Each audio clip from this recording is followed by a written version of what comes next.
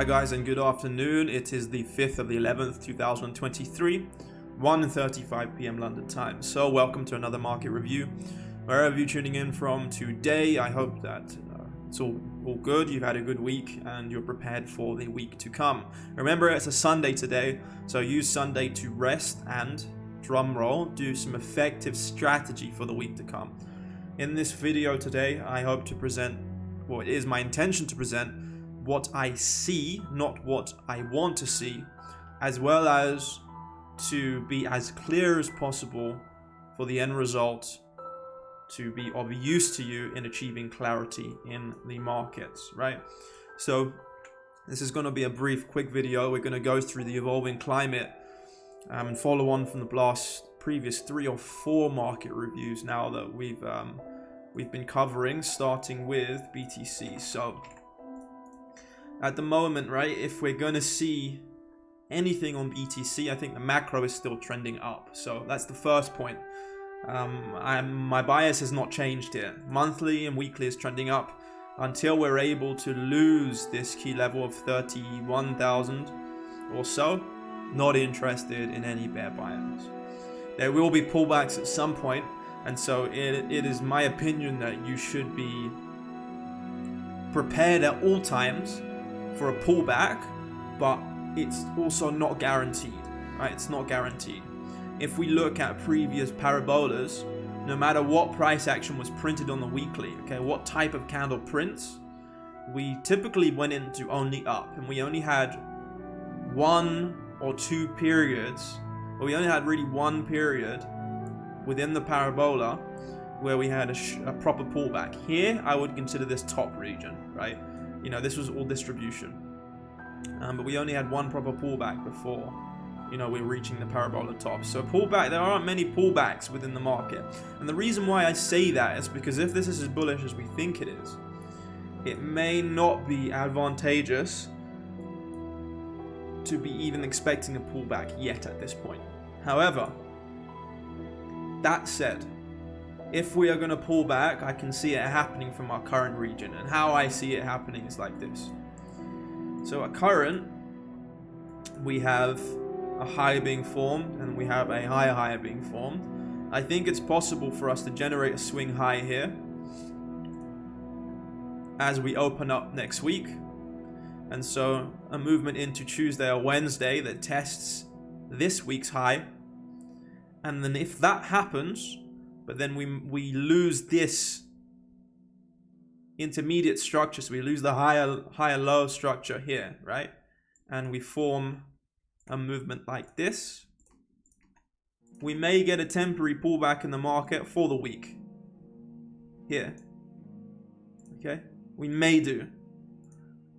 That's the only scenario I have right now in order to hedge or ease up on the leverage a little bit. The other reason why we may be getting a pullback here, and by the way, I'll frame all of this through the light of execution in a minute, because at the moment it's just analysis and I understand that. The other thing I want to highlight is it's not Holy Grail, okay? Please bear in mind it's not Holy Grail, but let me delete this. With a few exceptions, throughout BTC's history, this is a favorite area for a rejection to come in, which is the 76-ish level. Okay. Right, so if you look at this general region, right, this is danger zone. Anytime we get to 76 and above, we often reject. It's not always displayed in price, because, for example, we got there here and we just went into up only, right? So this area is not precisely the same, right? However, we have other areas where when we got to that general region, we rejected. Okay, here we got way above it, but you know, that's danger, big danger signal if we're trending in the 70 to 95, right? Here we rejected again, so right here, and in general we rejected here too. If I were to judge, right, it's more likely that we get frothingly bullish and have a pullback above the 77 level. But all I'm saying, yeah, is when you're flirting from, let's say, the 74 region up to obviously 100, you're in extreme greed territory, and it's possible there's a pullback. I will do a more efficient study on this soon.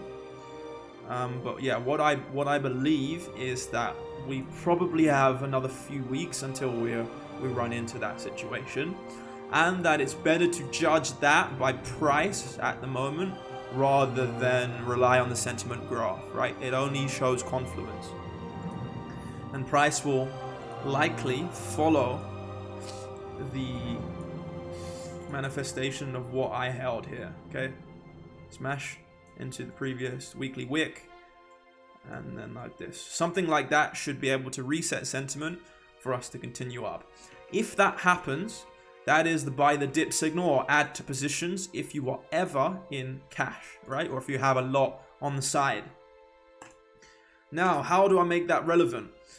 Well, for someone like myself and many others that are in my corner, we've been pretty much allocated on spot since below 21,000. So that has been my rule, as you have been all well aware, is to only buy BTC below this level. I almost ran a TWAP here, but I didn't in the end, right? I wanted to stick to my rule. And first and foremost, that means we can ride this out, right? That means they can ride this out. I'm actually not at all, even if we get a shallow pullback, I have no intention of adding anything to my BTC positions, and my targets are still the same, right? Which is 40 to 50k. However, where I do want to add is in altcoins. And with altcoins, we're also in on much of the lows. The rule for me has been to, when we get close to 2x, so it could be 80, 90, 100%, it could even be 2 or 3x, to take out 50 to 70% and let the rest ride. This will give you the cash required that you may need in order to buy a flash crash, because they do happen, but they don't last very long. Or it gives you the necessary hands in order to hold the 20 to 40% position for higher, right? That is where these things get re-injected if we get an intermediate pullback. So that's how I'm playing the game. Now, if we move to a higher time frame graph, however, we are insanely bullish if we are to look at price action. I've said this multiple times, and we'll look at total 2 and total 3 here. First impulse, contraction, another impulse, right? Yes. Okay, we're above this high, so we may get some profit taking, but a pullback is a pullback. I think we will trend far higher towards this eventual level, right? Which is the 1.5 to 1.7 trillion region.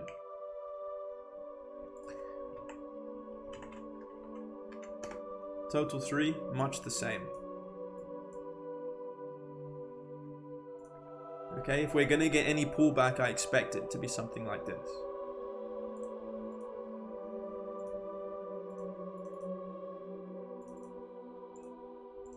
So this is what I expect to materialize like. So we have an intermediate range high. If we're going to see any altcoin pullback, it looks more appropriate that we take this high and then enter into a consolidation, right? And that would very likely happen if BTC follows something like this, because that wick retest can take time to flesh out, right? And where that level is the previous liquidity that people are now forgetting about at 33,000 before we continue up, right? So that is roughly how I'm expecting the alt market to go, but it's very difficult. We don't know. This is the problem in parabolas, is that if you're not allocated early on, you have to be very patient, or you have to roll the dice sometimes. Best way to do that is to edge into positions over time. So that is constantly my approach, bleeding out and edging in order to be able to ride the trend up. We are, however, seeing the Coinbase Premium moved pretty negatively in these regions, yeah, which is problematic because it's looking like BTC is distributing here. You know, it can go higher and it can be a period of momentary distribution, but I think this area for me is problematic, and I do think we can get some ranging followed by a spill, right? I really do think that, you know, any area, if we're out of any area in this uptrend, so that's 25,000, I think we can easily get a pullback, right? But I'm not counting on it. I'm not counting on it because we can pump with a negative premium for a significant period of time. It can happen. Now, dominance is still an uptrend, but dominance is shitting the bed. If dominance for some reason starts to go psycho and starts to really dump, but the BTC price is moving within a range or forms a higher high, but dominance forms a lower low, then it's a big warning signal to completely exit all positions or close 75 to 80% of positions. But that is nowhere to be found for now.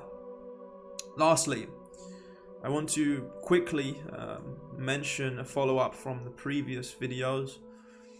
So in general, these are a few things that I'm tracking or I'm trading or I'm in. And the weekly charts are looking fantastic right now. Okay, you're going to get shaken out of your positions if you go by the 4-hour or the hourly. But we have Alluvium, which is screaming out of consolidation, almost with a 2x candle. We have Rose, which is screaming out of consolidation with, again, almost a 2x candle. We have C98 doing the same. Please excuse the non-zoomed in view. So yeah, we have C98 doing the same.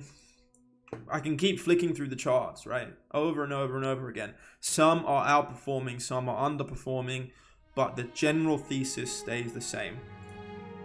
Everything here is trending up.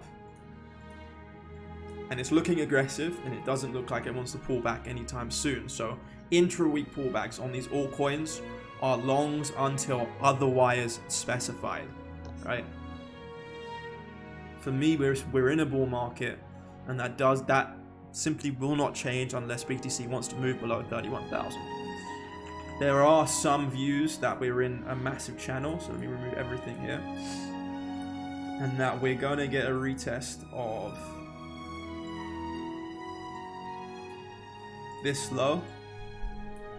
But if we retest this low, it's very unlikely that we continue up from there for me, right? At that point, I would expect 31,000 to act as resistance, yeah?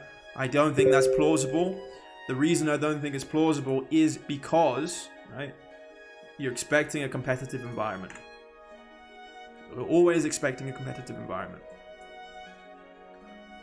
Ideally, what we want to see is we want to see bears turn up on a Sunday here so that their positioning can be taken out Monday and Tuesday, which will lead to another rally in all coins. I could go into much more detail on how I expect price action to unfold next week, but it's not necessary, right? The execution approach for myself and for many of you should be simple at this point. You have cash to buy deep, quick, rapid pullbacks.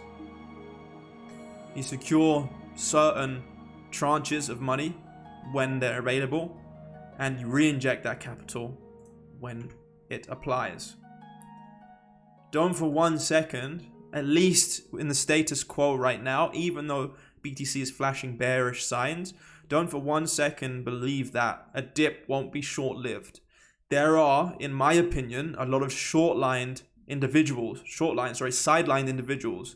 that do not have any positions that have fairly deep pockets. You've seen them. There are a lot of influencers that have a lot of money that don't have any positions. If we get any semblance of a pullback, right, they're going to be re-injecting their capital all at once. These are individuals that I'm looking out for also to counter trade. So if we start continuing up, and for example, we break significant highs on some pairs, and then they say, oh, you know, it's finally time for us to commit. Yeah? That's a huge signal to start hedging also, right? Look at those who are not positioned and try and assess the area where they cannot take it anymore, right? My guess is that those individuals have been taking bites here, but they're not at the cannot take it anymore stage yet. The cannot take it anymore stage will come on another parabolic upthrust where they all start to hop on board, which is where 75% of the current movement is likely done before a big pullback. So I'm not necessarily talking in paradigms here, I'm talking in principles, so please keep that in mind. Thank you for tuning in today, guys. Have a lovely day.